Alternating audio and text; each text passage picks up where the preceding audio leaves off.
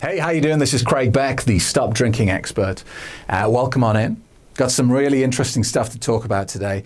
I've had a couple of people message me they've kind of quit drinking for a month, 2 months, something like that, and they're a bit frustrated. They're saying things to me like, Craig, I've been sober for 2 months. I've not lost a single pound in weight. What the hell gives? They feel like they're being, conned by this process. They feel like life's raising one digit for them. I get it. I understand it. We'll talk about it in a minute. Before we go any further, let me remind you the New York Quit Drinking Bootcamp is days away. If you want to come and deal with your problem drinking in one amazing day, book it now because this is the last bootcamp of the year. Don't miss this opportunity, okay? Also, if you haven't done the free webinar, why not? What are you waiting for? www.stopdrinkingexpert.com. So today I got an email from Michael. Now Michael's been using my online stop drinking program and he's had great success with it. He's stopped drinking, but he's noticed some other things appearing in his life. And he's saying to me, Craig, I've noticed I'm craving coffee more. I'm getting these urges to go and buy a can of Red Bull. What gives? How can I get peace over everything in my life? How can I stop this happening? I've dealt with my drinking. I'm happy with that now, but these other things are popping up. It's like whack-a-mole. Is there any way of blanket, dealing with everything? And Michael, if I had one sentence that could fix this for you, I'd be a multi-billionaire, because I think actually what you're asking is a lot deeper and more profound than it first appears. Because it's a bit like if you imagine somebody was setting out on a journey. They were going to sail the Atlantic. They were going to go thousands of miles in a boat on their own. And they came up to me and they said, is there any way to set the rudder once at the start of the journey and then not touch it again because I'm busy and I want to do other stuff? And the answer is, of course you can, but you won't get to your destination. God knows where you'll end up, because life doesn't work like that, does it? I think this is the biggest source of our problems in life. And it's the biggest reason why we turn to drugs like alcohol to try and calm ourselves down a bit. Because what's causing us the problem is our inability to accept the temporariness of life. Our egos, we have this voice in our head that is our ego. And it's always having an opinion, having judgments, telling us what we need to be happy, what we should have, what's fair, why we're better than that person but not as good as that person. And it's always bleating on about what we should have if we want to be happy in this life. And I think this comes from fear. The ego lives in a constant state of terror because it is acutely aware that it is just a piece of meat inside our heads. And one day it will die. And it can't cope with this fact. It's terrified that this might be true. And so it spends our entire lives trying to force us to do the impossible, to create permanency in anything. It loves the concept of permanency. And that's why we like owning property, owning the best car, owning better things than our neighbors, getting married. It loves the concept of marriage because you're signing a document that says this relationship will last forever. It will never end because I've got a piece of paper. And if you're divorced like me and remarried, you'll know that's not true. But the ego loves the concept of permanency. And so it's always punishing us.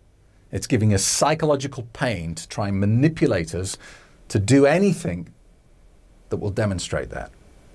And I think that's why we turn to alcohol. Because it turns off parts of our brain and it gives us peace from the noise of the ego. But there is no way of just dealing with your drinking and then somehow having this magical wave of peace spread through your life and deal with everything else. Because it doesn't work like that. You're always going to have to keep one hand on the tiller. And that is life. Because if it wasn't, then you would only ever have to go on one diet. If you ever put on weight, you'd go on a diet and that's it, fixed. You would only have to bathe once in your life. That's it, I'm clean. That's it, I don't need to do that again.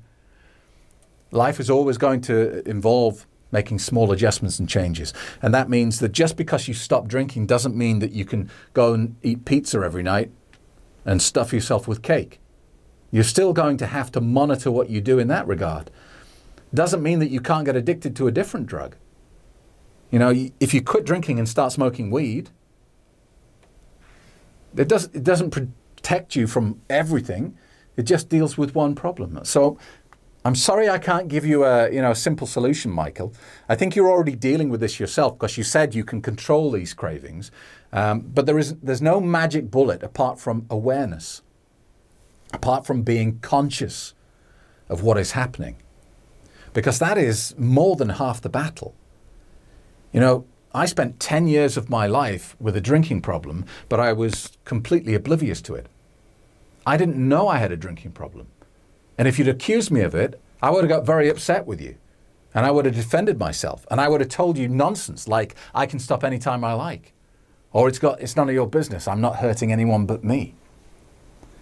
That's pure denial. And that's the most dangerous place to be. Because you can't fix a problem that you're not aware of. So the great news, Michael, is that you've kind of got these little problems appearing in your life, but you're aware of them. And that's all you can ask for, is to be aware and to take action. And that's how we deal with everything in life, isn't it? You know, you put a bit of weight on and you become aware of it. Now you have a choice. You deal with it or you don't. And that's true of absolutely everything. So once again, I'm sorry it's not a really clear and concise answer, but I hope it makes sense.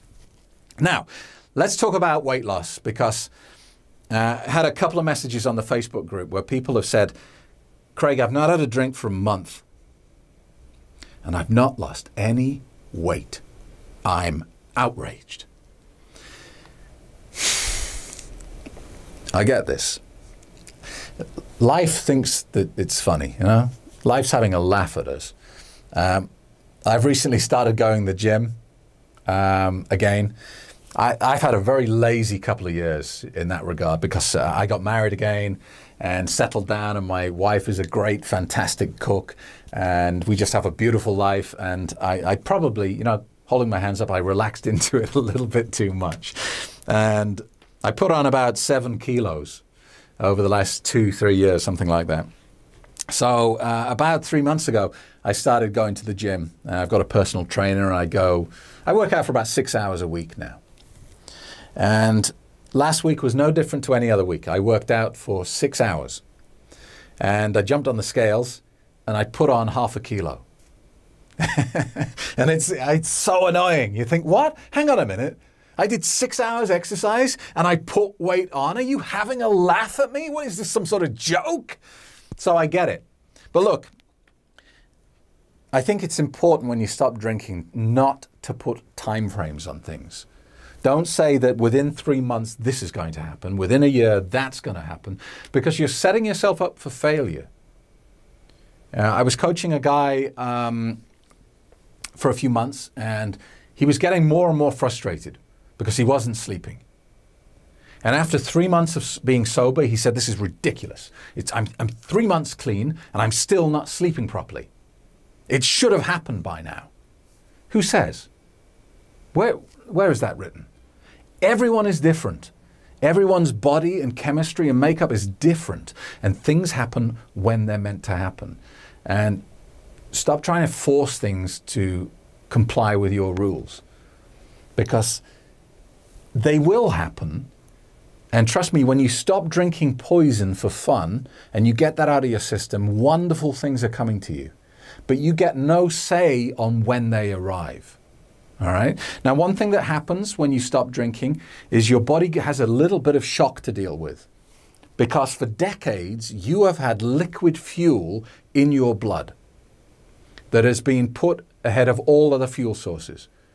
Part of the reason drinkers put on weight is because the fuel in the blood must be burnt first. And so fat oxidation stops. And all the food that you eat gets stored straight as fat, and your body instead uses the ethanol that's in your system as a fuel. When you stop drinking, your body doesn't know what's happened.